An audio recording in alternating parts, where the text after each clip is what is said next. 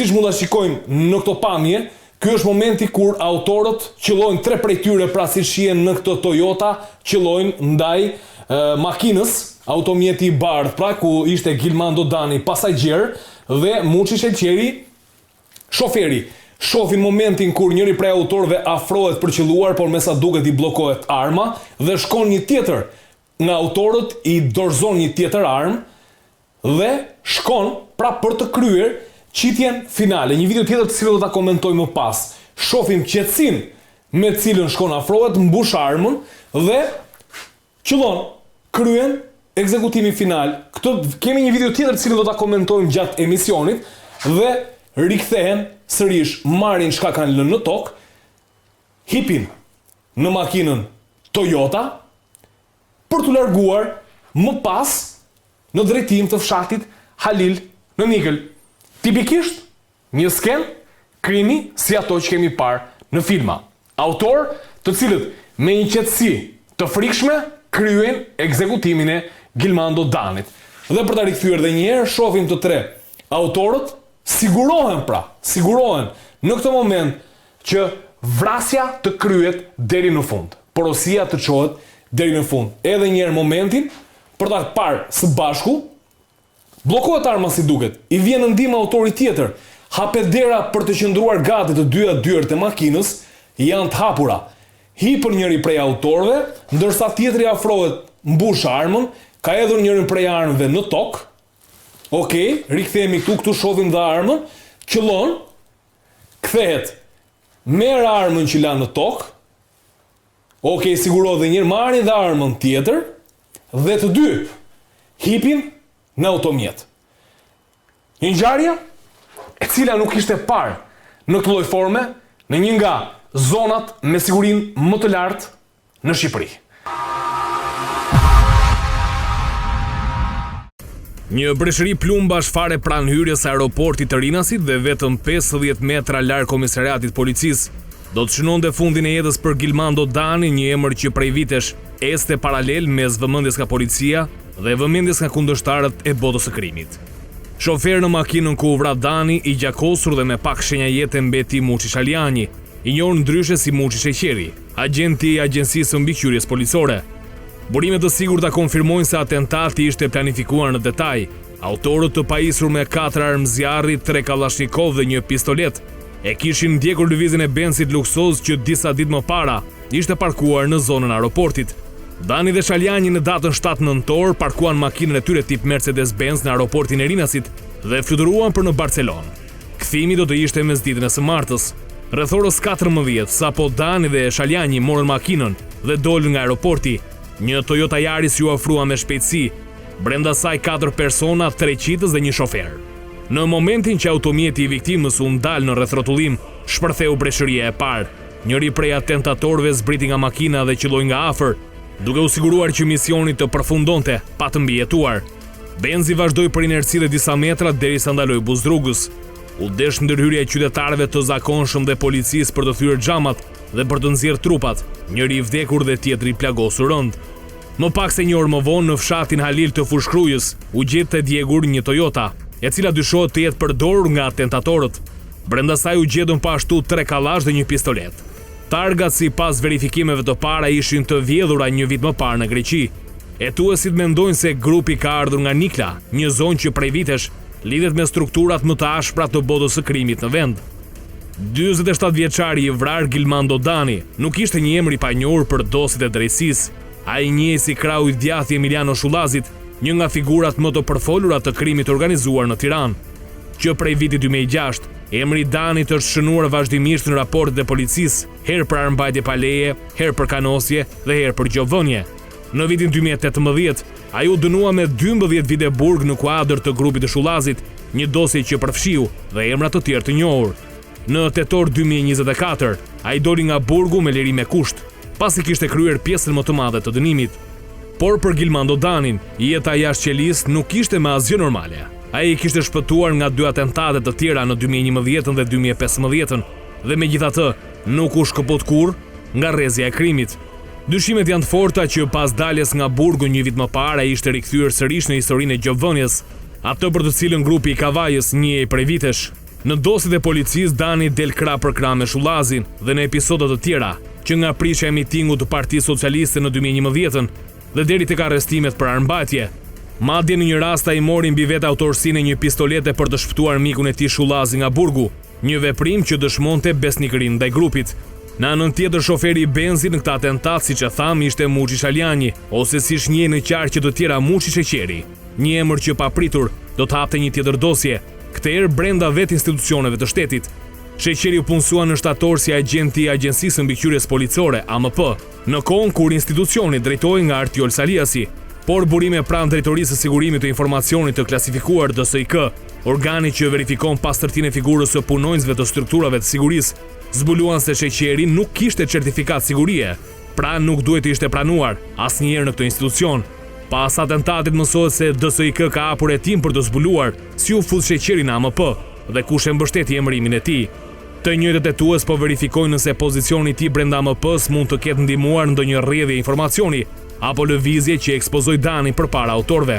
Automjeti Benz ku udhëtonin Dani dhe Sheqeri rezultoi të ishte në pronësi të Elvis Kosovës, një biznesmen i njohur në fushën e shitblerjes së automjeteve, por dhe një emër që nuk është i panjohur për policinë. Kosova reagoi publikisht duke mohuar çdo lidhje me ngjarjen dhe duke deklaruar se makina ishte në emër të kompanisë së tij. As nuk e mbaj mend ta kem pasur ndonjëherë këtë makinë, zot na ruaj. S'kam lidhje me këtë histori, shkroi ai në rrjetet sociale. Por emri i tij nuk është për herë të parë në qendër të një dosje. Në verën e këtij viti, një sasi tritoli shpërtheu në portën e garazhit të tij, në zonën e liçenit të thatë.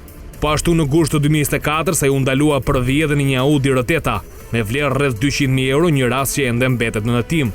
Por për të ndalur sërish tek atentati, kush e donte të vdekur Gilmando Danin? Për hetuesit, Dani ishte objektivi kryesor i atentatit. Përfshirja e Sheqerit mund të ketë qenë aksidentale ose siç po shqyrtohet, ndoshta pjesë e një rrethi më të gjerë që lidhet edhe kjo tipikisht me botën e krimit. Drejtimet e hetimit janë të shumta, përplaset e vjetra të Shullazit, përpjekjet për të rikthyer kontrollin mbi zonat e vjetra, apo edhe hesabet që mbetën pezull pas lirimeve të fundit nga burgu. Ashtu siç rezultoi në këtë atentat, bota e krimit në Shqipëri vijon të jetë egër, përplasjet për asmëri dhe kontrolle territori, po tregojnë her pas here që nuk kursehet emri i askujt. E nisim, kjo është një video siguruar nga Shteg. Pra ditën e sotme shihet pra momenti kur pasi është qelluar disa herë me kallash, automjeti ndalon. Kam përshtypjen do të ketë një vetë sistem vetë ndalimi ky momenti. Kam përshtypjen ky është duhet të jetë fundi i gjithë gjës, kam përshtypjen. Ky moment. Pasi është qelluar, pra? Po. Tani shihet automjeti nuk na jep gjithë dinamikën e ngjarjes. Po megjithatë na krijon një ide se si ka ndodhur. Autori, pra, shohim autorin, po një ndër, mbush pistolet, mbush një armë aty dhe shkon qillon sërish. Sepse sipas informacioneve Kalashnikov, i cilin ai e ka pasur, është bllokuar edhe për të qenë sigurt që atentati do të shkojë deri në fund, domethënë objektivi duhet ishte i eliminuar në këtë rast dhe duhet kishte siguri që ishte eliminuar, ai është afruar me një pistolet të cilën ka qelluar dhe disa herë nga xhami i pasagjerit, nga ai krah ku ishte vendosur edhe Gilmando Dani, kam përshtypjen, dhe objektivi kryesor i këtij atentati ka qenë pikërisht Gilmando Dani. Përpara se të vim në këtë moment, kam përshtypjen nga ajo që kemi mundur të mësojmë nga komunikimet që kemi pasur, të paktën kanë qenë 3 persona që kanë qelluar dhe të 3 kanë qenë të po them armatosur me Kalashnikov dhe kanë qenë duke qelluar, dhe më pas personin cilin e shohim në këtë video afrohet, të paktën nga kjo që shohim është pistolet me ça. Po, kjo është qelluar në pistolet, se është zhurma që ne nuk e kemi, por është me ça shikoj. Kështu që paktën kjo është dinamika e ngjarjes dhe na jep një qasje ndryshe nga ajo e dieshme, apo them, ku informacioni ishte shumë paraprak për gazetarët, sigurisht edhe me drejt pasi ishte ngjarje në zhvillim, dhe më pas shohim që ikën edhe automjeti drejt zonës së fushkrues, aty ku digjet, domethënë skema është e njohur për ne tashmë vite, skema është e njëjta, atentati dhe makina digjet më pas në fshatrat përreth Fushkrujës, Niklës, zona që kanë goxha pesh në krimet që ndodhin në Shqipëri. Çfarë ka pasur të re, se u përfol që mund të kenë dyshime tek njëri që mund të ketë pasur rolin e vëzhguesit? Po tani, unë mendoj që jemi shumë herët për të përcaktuar, sigurisht që policia dhe grupi hetimor e ka prova kryesore, kam përshtypjen unë që ka në këtë moment janë kamerat e sigurisë, dhe kamerat e sigurisë kam përshtypjen që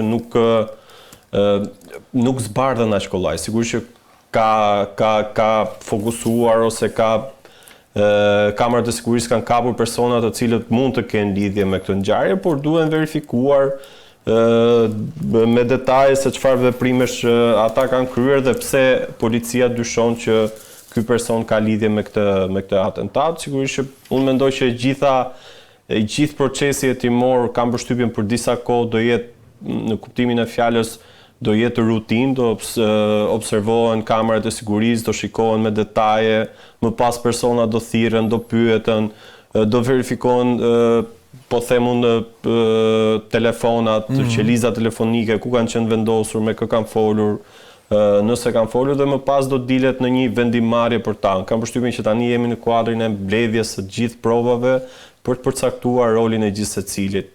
Kam përshtypjen dhe unë në këndvështrimin tim kjo ngjarje mund të vonoj për zbardhur po them unë kush ka dhënë urdhrin për ta ekzekutuar Gilmando Danin, pasi unë mendoj që këtu ne po shohim vetëm ata që kanë pjesën e fundit të gjithë krimit, ekzekutimin, pasi ne nuk e dim cili është organizatori, financuesi, motivet pse ka ndodhur kjo ngjarje, kështu që kam përshtypjen jemi shumë larg gjës. Dhe sigurisht që ja vlen të diskutojmë, po kam përshtypjen sado versione ne t'japim se cilat janë po them pistat hetimore të prokurisë dhe policisë, kam përshtypjen që mund të jemi larg realitetit.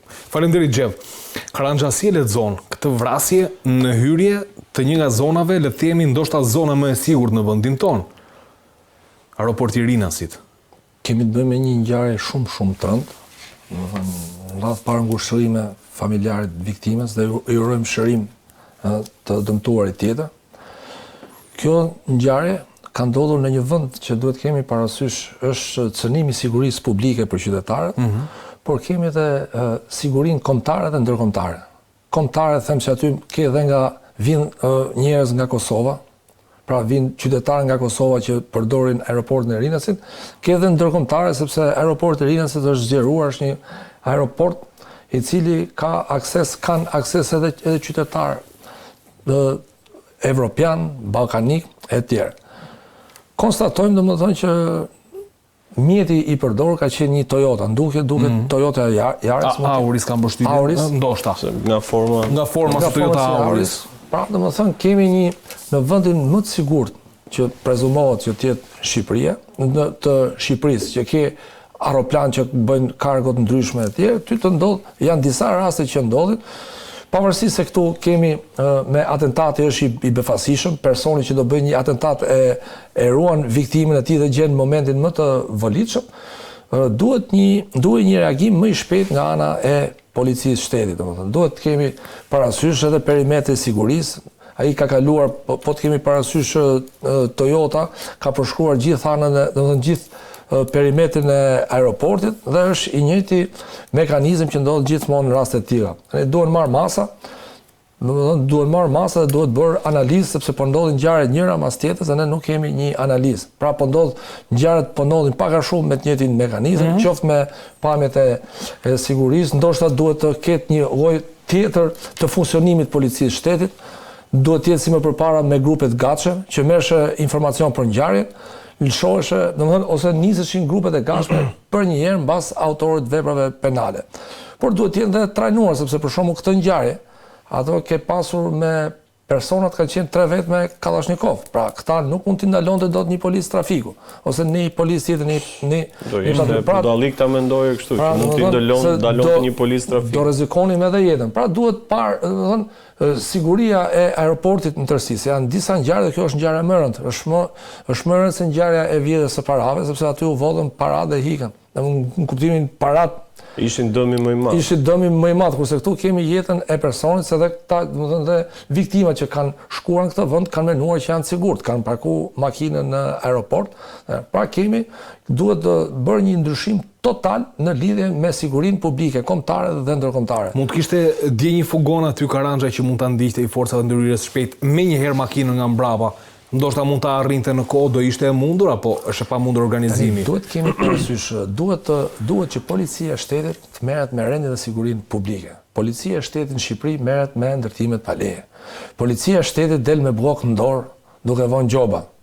Pra, domethënë ke policë patrulla që merren me gjoba. Ti jep shefi një top me bloqe për gjoba, dhe thotë kur të vish në darkë të mbaron këtë blok.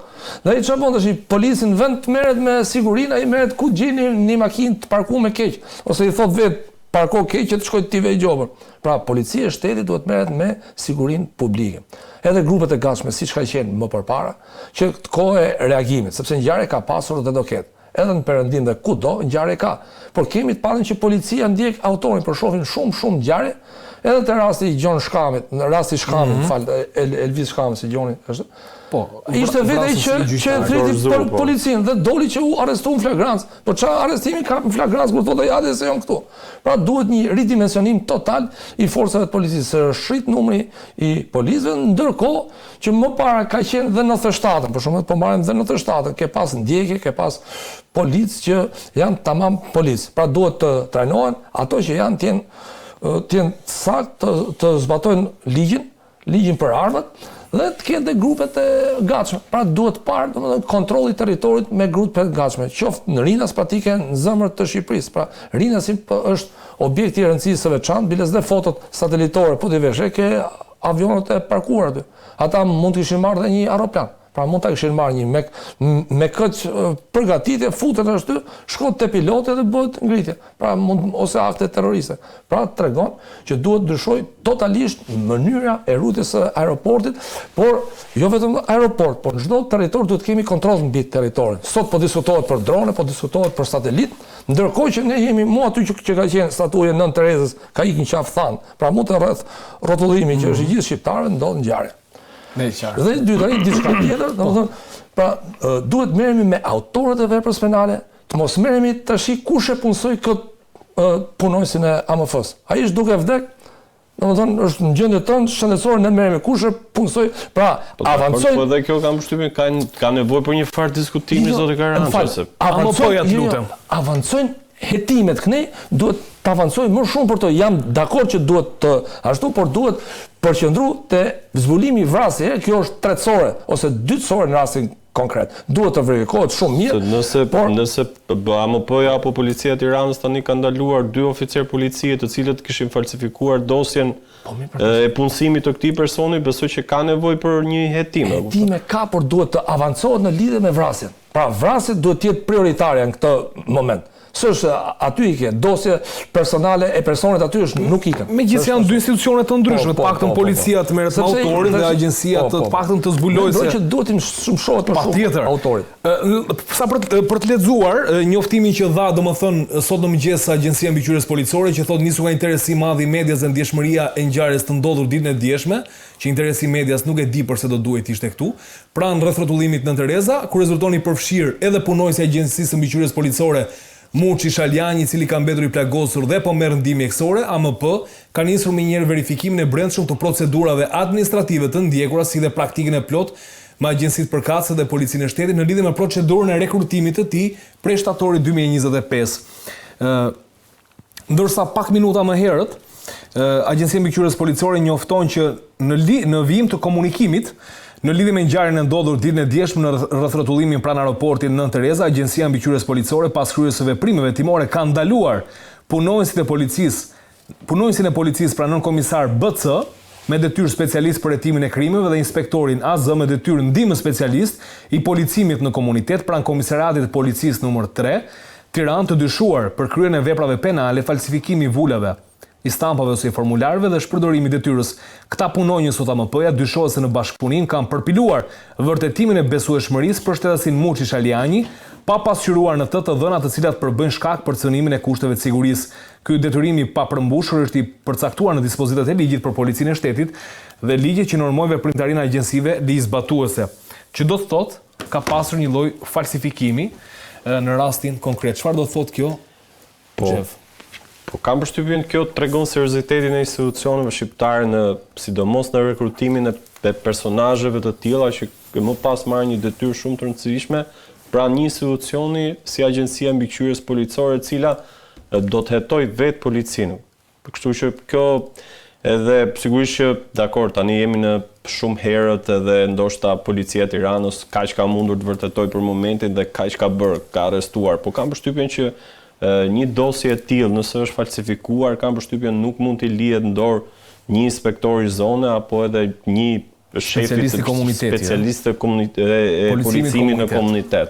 Kështu që kjo tregon se në çfarë drejtëje është policia e shtetit dhe kam përshtypjen që nëse ngel vetëm tek këta dy persona, po them hetimi i kësaj çështje sa i takon mënyrës se si është rekrutuar ky person në Agjencinë e Mbikëqyrjes Policore, kam përshtypjen që nuk jemi serioz as me publikun, por as me hetimin e kësaj çështje. Megjithatë unë pretendoj që Prokuria e Tiranës të shkoj përtej këtyre veprimeve hetimore që ka kryer policia deri në këtë moment, Agjencia e Mbikëqyrjes Policore. Kështu që fokusi i policisë shtetit dhe po themi dhe i Ministrisë Brendshme po desha andi se ne fokusohemi vetëm tek policia e shtetit, po kam përshtypjen që duhet fokusohemi më shumë tek politikat që vijnë nga Ministria e Brendshme dhe qeveria, pasi kur vjen puna për ndonjë sukses, po them, të policisë, të parat që reagojnë janë ministra, deputetët edhe vetë kryeministri. Në momentin që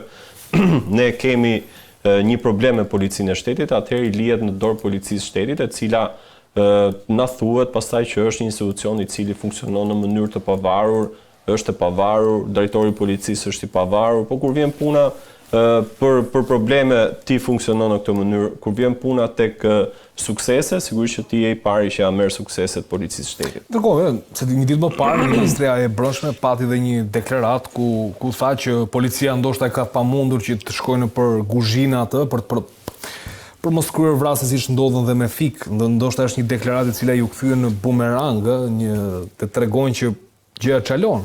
Po sigurisht se kam përshtypjen që ndoshta ministra ka të drejtë kur thotë që kemi pasur ngjarje kriminale më pak, por kam përshtypjen duhet na thotë që është e vërtetë që ka pasur ngjarje kriminale më pak, po kur vjen puna tek zbardhja atyre ngjarjeve që kanë ndodhur, sidomos ato me prapavi, po them, të krimit organizuar, më thuj një ngjarje e cila është zbardhur, po them këto kohë, se nuk po flas për ato që janë zbardhur nga Sky ECC, pasi ato janë histori të tjera të cilat i takojnë nga viti 2020 dhe 2021 dhe më përpara. E qartë. Karanja, nëse do më thoje të më bëjë një analizë, personi zbret shumë i qetë në atë moment kur shkon dhe qëllon tek makina. Çfarë tregon kjo për aftësinë e një grupi kriminal? Dhe përgatitjen. Ka pas dhe një informacion që pjesa e rrugës Niklës mund të ketë qenë pa energji elektrike, që është informacion që i takon strukturave hetimore ta verifikojnë deri në fund. Çfarë tregon kjo për natyrën e përplasjes dhe për sigurinë e një grupi kriminal? Në rastin konkret, personi që zbret, pra domethënë aty është në rreth rrotullim, po të kemi parasysh. Që është një rreth rrotullim që nuk ndalojnë makinat, Po, rreth rrotullim. Ka ardhur me një qetësi dhe me hap, domethënë me hap, jo me vrap. Po ti ka ardhur me qetësi, ka bërë edhe makina në momentin e fundit, po ta kemi parasysh bën dhe postimin e fundit, po ta kesh parasysh në moment që qellohet, kemi një qetësi dhe qartësi në goditje. Domethënë është shumë i qetë, nuk është se ka emocion, siç mund të ketë ndodhur me një rast tjetër që kanë sjell pasoja anësore, pra shumë i saktë, ja, domethënë ai realizon veprën dhe realizohet me qetësi. Kjo tregon një paramendim të pastër. Pra, domethënë kemi një person që ka kohë që është përgatitur për të realizuar këtë dhe ka atë kohën prej sa ka shku avërsisht 60 deri 70 sekonda diçka aty që është realizuar komplet. Brenda 1 minute. Është realizuar komplet vepra penale e vrasjes. Pra, që në momentin në goditjen e parë me armë zjarri, Dhe momentin e dytë, pra se, domethënë, nuk është se kanë bërë goditën e parë dhe janë larguar. Ata kanë parë mjetin që ka ndaluar dhe kanë shkuar përsëri. Pra tregon një vendosmëri për të realizuar veprën penale të vrasjes.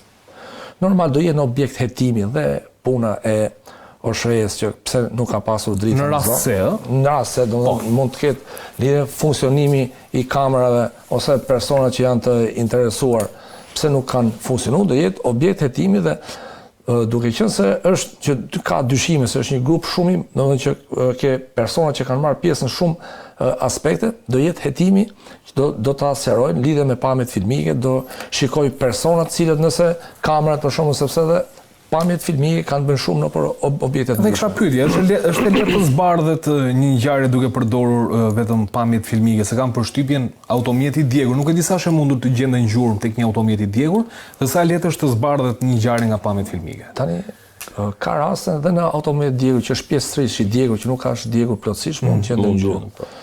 Por në pjesën më e madhe po doli tymi, po u prish, domethënë, dhe po tjetër edhe gjysmë i djegur prapë është e vështirë gjendë gjurmë. Gjurma djegja është një proces i tillë që shkatron çdo lloj gjume. Edhe vetë armë për shembull, nga djegja e tepërt mund të mos ketë vlerë, domethënë shkrihet se shkrirja mund të jetë e tillë, se gomat për shembull, se pjesët e gomave nxefin shumë dhe edhe metalin mund ta shkrinë, sepse djegja shkon aty. Mendoj që kjo Toyota ka lviz në ditën e ngjarjes, edhe avioni është vënë pak, mund të jetë rrotullu ose ka lvizur në vende të caktuara. Para se të shkosh në vend ngjarje, mund të ketë kamera që mund të jetë fiksuar. Pra ti ke kap personat pa kamerë dhe në bazë të mimikës mund bëhet ajo krahasimi, do të bëhet pastrimi i kamerave, pra është eksperti që do përcaktojë pamjet filmike, sepse kamerat e sotshme po të kemi parasysh në ndryshim nga më përpara. Është rrit dhe cilësia. Po është edhe programi që përdoren. Kam përshtypjen Ambient 5 që është një nga ato programet e programit që përdoren. Mendoj që unë mendoj ando që është një nga është një plan i cili nuk mund të dështonte atentati i cili është i pamundur për dështuar, pasi në kundërshtrimin tim ka disa kohë që përgatitet. Personat, organizatorët e kanë ditur që kur kanë ikur në Spanjë, kur do kthehen, orarin e avionit. Nga ku ka rrjedhur ky informacion? Ku cilat janë burimet? Domethënë nga ku mund të merrej? Informacioni nga rrjedh mund të jetë në disa drejtime. Sistemi Teams, agjenci, grupi nga brenda grupit? Këto janë një opsion që është policia, një opsion që është sistemi Teams në cilin ata kanë akses. Një opsion tjetër janë agjencitë e udhëtimit. Ne kemi pasur raste të cilat I kemi parë në hetimet të prokurisë, në raport me Vis Martinajn, që kishin rekrutuar po them punojëse në agjencisë turistike. Kështu që ndoshta ajo punojësja nuk e ka ditur fare personazhin për cilin e jepte informacion, por po them që kjo ishte një mënyrë nga ata ku merrnin informacion. Ti përmendë që s'kishte drita në rrugën e Niklës. Është përfolur, një nga informacionet që rrjedh sot. Sigurisht që është përfolur dhe kam përshtypjen informacioni është I saktë nga kolegët të cilët e kanë raportuar. Kështu që duke përmendur gjitha këto, kam përshtypjen që ky ishte një atentat që nuk mund të dështojë. Gilmando Dani kërkoi vdekur me çdo kusht. Nga kush? Nuk di ta them tani se po t'i vëja gishtin, kam përshtypjen që do ishte shumë e lehtë për ta zbardhur ngjarjen. Ma bëj analizën pak më të përgjithshme, dhe pak më natyrë, domethënë më gjeneraliste për kuptuar ndoshta edhe vetë rolin e Gilmando Danit pas daljes nga burgu, po dhe backgroundin e tij. Sigurisht që backgroundi I Gilmando Danit është publik, domethënë ai është dënuar në mos gaboj me 12 vite peqe lirie në mos gaboj në rastin e gjobvënies ndaj biznesmenit Ylvi Beqaj në kuadër të grupit të strukturuar kriminal së bashku me Emiliano Shullazin dhe të 3 persona të tjerë në mos gaboj. Sigurisht që ai kishte përfunduar dënimin e tij, ishte në drejtën e tij për të qenë një qytetar I lirë. Sigurisht që 2/3 kam përshtypjen. Lejon 2/3 3/4 të dënimit dhe sigurisht që I lindi e drejta për të liruar dhe këtu nuk ka asgjë për të marrë, pasi nëse një person ka plotësuar 3/4 të dënimit, ai lindi e drejta për të liruar me kusht dhe është në drejtën e tij për ta bërë këtë kërkesë dhe më pas për të përfituar nga kjo e drejtë që I jep ligji. Sigurisht që konfliktet më pas ku grupi I Shullazit kanë qenë të përfshirë janë disa, kështu që Janë disa fronte, po thua. Janë disa fronte dhe disa të interesuar që Gilmando Dani të eliminojë. Gjithmonë, nëse është pista që ai, duke qenë pjesëtar i grupit të Shullazit, ka pasur disa konflikte. Pastaj mund të jenë dhe konflikte të reja të cilat janë krijuar gjatë kohës që ai ka qenë i lirë, po them gjatë kësaj periudhe që ka qenë i lirë. Për një vit, kam përshtypjen se në tetor 10 kaluar është liruar. Prandaj them që hetimi i kësaj çështje në këtë moment që ne po flasim është shumë komplekse dhe në këtë moment grupi hetimor është në kuadrin e mbledhjes së provave në atentatin që ndodhi. Më pas do të fokusohet tek pista, ndoshta me shpresë për të arritur tek autorët, më vonë për të organizatorët dhe kam përshtypjen në një të ardhme shumë të largët tek ata që kanë urdhëruar. Mendon se zbardhët, sepse kur them mendon se zbardhët, ti e bërë një analizë, nuk është se nuk e bërë, edhe një version që e the shumë larg të ande, por unë dua pak më po se jo ndoshta se këtu. Unë kam përshtypjen që ky atentat do jetë shumë i vështirë për të zbardhur. Po them unë për të shkuar tek urdhëruesi dhe organizatori, se ndoshta tek autorët edhe mund shkohet, se autorët mund të kenë lënë edhe ndonjë gjurmë, ndonjë provë dhe mund shkohet drejt tyre.